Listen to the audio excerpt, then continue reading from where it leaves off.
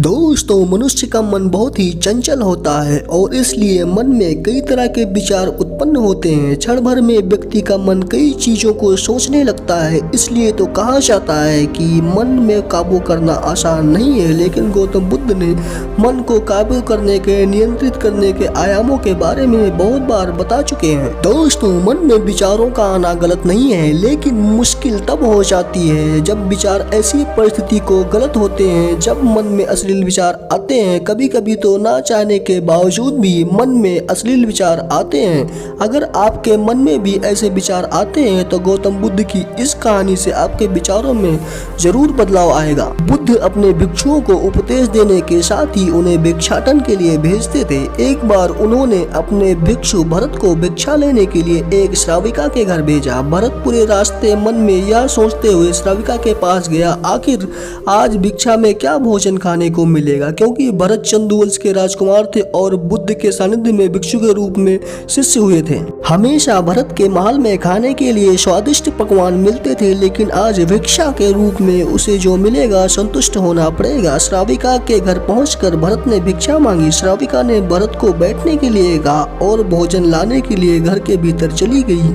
इधर भरत फिर से अपने प्रिय भोजन के बारे में सोचने लगे और जैसे ही श्राविका भोजन लेकर आई तो भरत अचंभित रह गया। भरत ने देखा कि श्राविका ने उसके लिए उसके पसंदीदा पकवान परोसे हैं और अपने प्रिय भोजन को देखकर वह खुश हो गए। भोजन ग्रहण करते हुए भरत सोच रहे थे कि महल में तो उन्हें भोजन के बाद विश्राम करने की आदत है, लेकिन आज उन्हें भोजन के बाद वापस तेज धूप में चलकर आश्रम जाना होगा। लेकिन भोजन के बाद श्राविका ने भरत को कुछ समय के लिए विश्राम करने की आग्रह किया। भरत ने खुश होते हुए आखिर आज उन्हें मन की सारी इच्छाएं पूरी हो जाएंगी। इसके बाद भरत कुछ देर के लिए विश्राम करने लगे, लेकिन विश्राम करते हुए भी लेट लेट कर वह सोचने लगे कि आज मुझे तो भोजन के बाद विश्राम करने को मिल गया, लेकिन ऐसा रोज रोज नहीं होगा। जब भरत विश्राम के बाद उठे तो श्राविका ने कहा, आप चाहे तो यहाँ बैठ सकते हैं। भरत अब समझ गए कि ये कोई संयोग नहीं हो सकता। उन्होंने श्राविका से कहा कि मुझे क्षमा कीजिए, क्या आप मेरा मन पढ़ सकती हैं? श्राविका ने हाँ में उत्तर दिया और कहा, हाँ, मैं आपका मन पढ़ सकती हूँ। शुरू में मैं यह कठिन था, लेकिन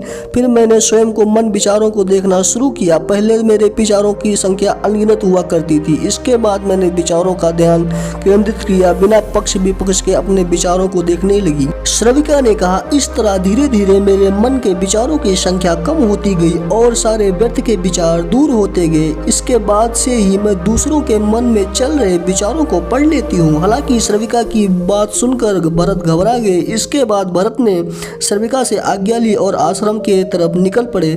भरत ने रास्ते में अपने विचारों का अध्ययन किया और सोच रहे थे कि मेरे मन में जो अश्लील विचार आए थे श्राविका ने उसे भी जान लिया होगा। वह मेरे बारे में क्या सोचती होगी? भरत खुद को लज्जित महसूस कर रहे थे। भरत ने आश्रम पहुंचकर गौतम बुद्ध से कहा कि अब मैं कभी भिक्षाटन के लिए नहीं जाऊंगा। बुद्ध ने भरत को पास बुलाया और कहा कि क्या हुआ है, तुम मुझे सारी व्यथा बताओ। भरत ने सारी बातें बुद्ध को बताई। इसके बाद बुद्ध ने कहा कि अगले एक हफ्ते तक तुम भिक्षाटन के लिए श्राविका के घर पर जाओगे, लेकिन तुम्हें इस बात का ध्यान रखना होगा कि कल भिक्षाटन के लिए जाते हुए तुम अपने चित्त को पूरे होश में रखना।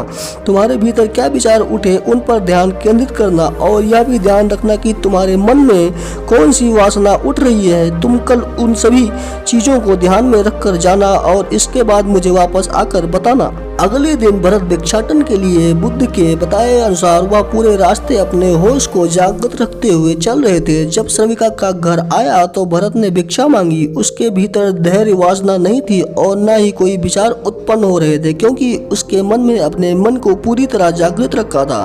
भरत ने भिक्षा ली और आश्रम चला गया। भरत ने बुद्ध को प्रणाम किया और कहा कि भगवान, आपकी बातें पूरी अच्छी थी और आपकी बातों का मेरे विचारों पर बहुत फर्क पड़ा है। दोस्तों, यह कहानी आपको कैसी लगी हमें कमेंट में जरूर बताएं और दोस्तों अगर वीडियो अच्छा लगा हो तो प्लीज अपने दोस्तों के पास भी शेयर करें। Thanks for watching.